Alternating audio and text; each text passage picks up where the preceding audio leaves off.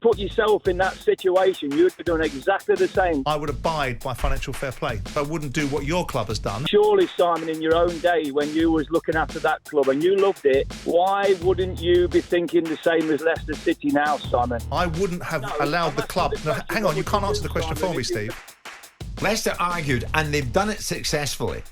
The charge could not be applied as they'd already been relegated when the accounts were completed in June 2023. In other words, to put it in layman's terms, Leicester were saved really here by their own relegation and the timing of their account submission. And Simon, you would add, by some very good legal people working on their behalf. Brilliant legal people, yeah. Simon, if you had had the same legal people working for you who came and said to you, Simon, I reckon because of this, the timing of the account submission, we could avoid a points deduction. You would have gone for that, wouldn't you?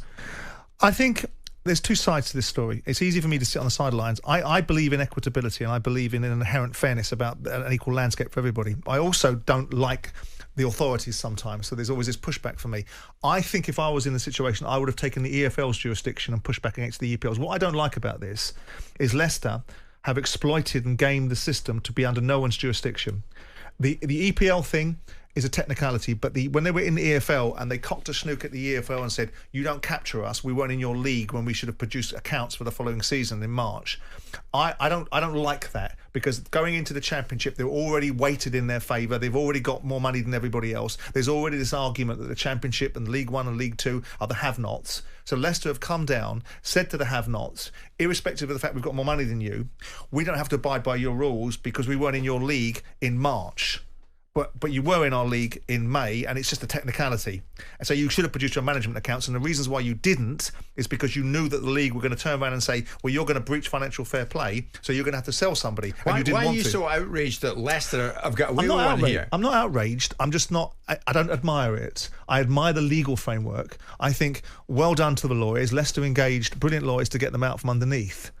I do think that it shows the ridiculousness of the rules and the fragility and the unenforced. It's wonderful putting rules and legislation and policies in place. If they're unenforceable, then they're laughable. Exactly. And that's the question. What do you say to Paz, who's a Leicester fan? Simon, dry your eyes.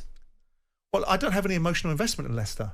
They're not going to do Crystal Palace's disadvantage. My loyalty, my motivations, my enthusiasm, insofar as I have any, is towards Crystal Palace. So Leicester is an irrelevance to me. I look at it and go, I think it's just not... It's not how it should be. And the Premier League are at fault and the EFL are at fault, and they'll close the window and some other bugger will get caught by it, and Leicester will have got away with it. They got away with it. That's all they did. 03717 223344. Danny and myself, alongside Simon, Steve, Leicester fan, and you're a first-time caller, so we'll take that into account. Steve, what do you think? Did you get away with one here? Looks like it. I think we have personally. Just one thing. I just want to go back to Simon. I think you've just asked the question to Simon. As a former owner of a football club and knowing this situation, Simon, would you put yourself in that situation? You'd have done exactly the same. You wouldn't see your club or whatever going down or losing points. Surely, Simon, in your own day, when you was looking after that club and you loved it, why wouldn't you be thinking the same as Leicester City now, Simon? Well, I tell you what, I'd like to think that, like the current owners of Crystal Palace, I would abide by financial fair play. See, the governance of Crystal Palace under Steve Parish, who I'm no great admirer of, they don't breach financial fair play. So that question wouldn't abound. You guys did. Appreciate that. We've done it. The government, but we've got lawyers in. Yeah, okay. But what would you have done? Would you have bowed down and took that and seen Crystal Palace go down? But you're answering a question in the framing of how you want to frame it. I wouldn't have allowed the club... No, hang on, you can't answer the question for me, Steve. Steve, you can't frame it the way you want to get the answer that you want. I'm telling you that I would run the club the same way Parish runs it. So that means I wouldn't need to have this conversation because I wouldn't do what your club has done, and hypothetically, which is breach financial fair play. You already answered it 5 minutes ago because he said, if worst case scenario, yeah, he probably would put the club first. But there's no finger of guilt being pointed at Leicester this morning, Simon. Yeah, it's the Premier League who've got egg on their faces. Well, yes, There's both. We are. There's equal ira towards both, if I have any ira. I look at it and say to the Premier League, you bring these rules in, you've got to make them stick or you make yourself look silly. Paul's a Leicester fan. Paul, good morning. What's your take on this? I mean, you've avoided a points deduction, so you breathed a sigh of relief, right? It's a massive sigh of relief for every single Leicester fan going. But what I will say to Simon is, Simon says it around Palace better. Agreed. It was a good chairman and it was good for the fans. But we sold Morez for a massive profit, Maguire for a massive profit. All these players that we've sold for massive profits, and we can't afford to run a football club with a billionaire owner.